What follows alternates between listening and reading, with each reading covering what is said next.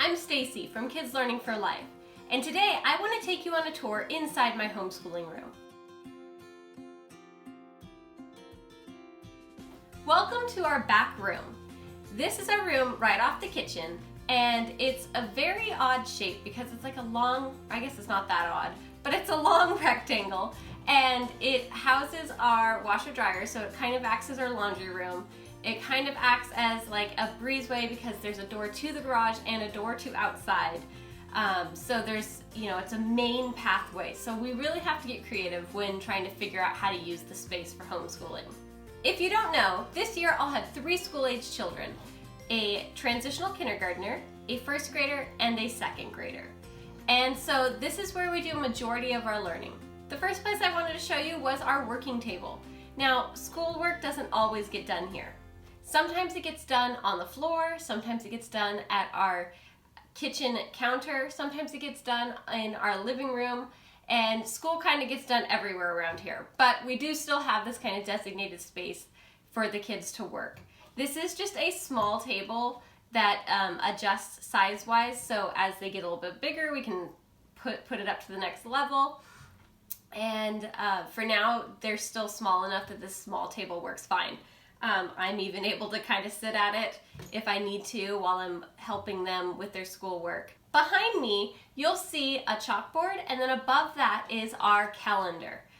I use a basic calendar, and I even put a little spot in the corner where it shows the weather and the season. I also love that the chalkboard is right here. It allows me to easily go in and write a math problem on the board. I typically sit right where I am now, and the boys will be sitting in one of these 3 chairs. And so I can easily turn around, grab some chalk, and start writing a problem and be able to help them work through something.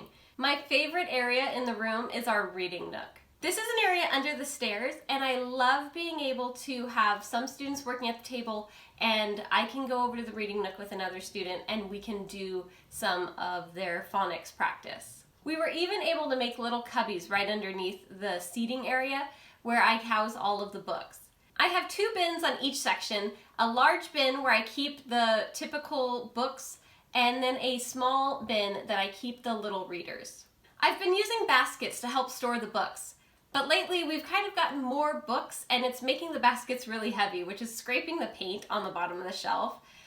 For now I really don't care, but I would love to think of something else in this area. So if you have any ideas, let me know in the comments below.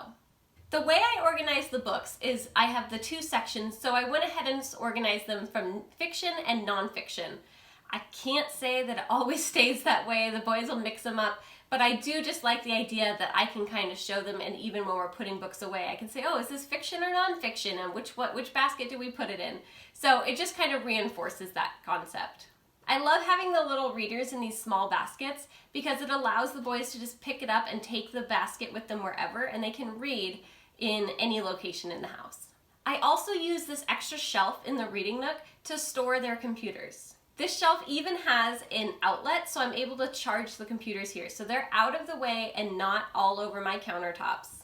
I really love how easy it is for the boys to access and be able to put them back and charge them so that they're always charged and ready to go.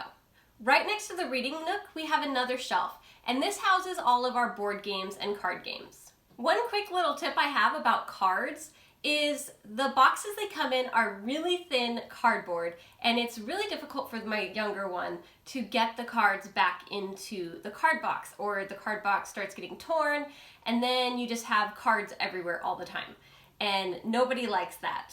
One tip I have is to get these containers. You can typically find them in your deli meat section, and they come with meat inside, but once you finish using the sandwich meat, you can just rinse it out, and then it's perfect. Kids can open it up, and then most cards will fit inside. So I just have 1 per card game, and this is Old Maid. You can even write on the outside what game is supposed to go in here, and it's super easy. Even if the kids aren't, it's not a perfect stack, they can still get it in there, and it's good to go. Then they just put the lid on, and your cards are all set. This does take up more space, but I'm happy to trade some space for cards that are actually put away and kept in a decent condition. Over on this side of the room, I have a shelf that has the 4 cubbies, and I utilize it to hold a TV. I don't use the TV a whole lot for schooling, but one thing I have done is get an old Apple TV. The one I have is like the 2nd generation. Not even all the apps work anymore on it because you can't actually load apps. It comes with like predetermined apps on the Apple TV. But I can still use AirPlay from my iPhone to the Apple TV.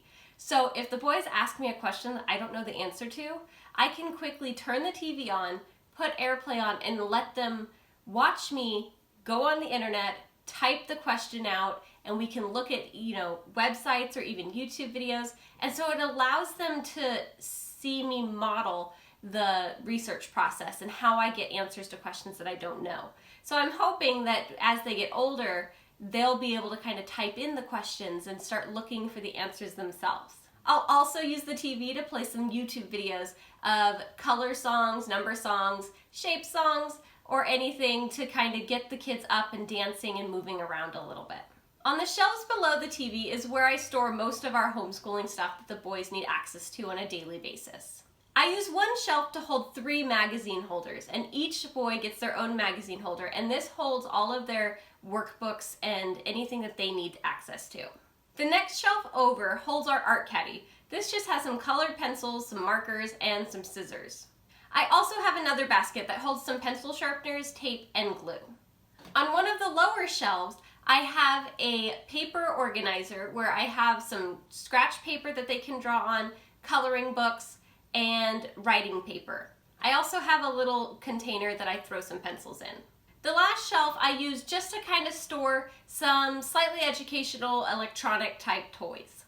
We don't really use the things in this bin a whole lot, but sometimes I'll say, oh, while you're waiting for me, why don't you go grab something out of the bin? And they can take it into another room and go play. So it's not something that they typically see all the time, so that makes it a little more exciting. The next area is right above our washer and dryer. And so this is kind of like my teacher desk. This is where everything sits, and I promise, it's not always this clean. I'm just getting ready for the start of the school year, and you gotta start somewhere, right? It will not look like this in 2 weeks. This is where I keep my homeschool binder, where I keep track of our weekly, yearly, and monthly plans. I also have our All About Reading workbooks. Since the pages tear out, I just tear them out as I need them. I don't really keep them in the boys' cubbies, the magazine holders on the shelf. And lastly, I have a paper collecting bin.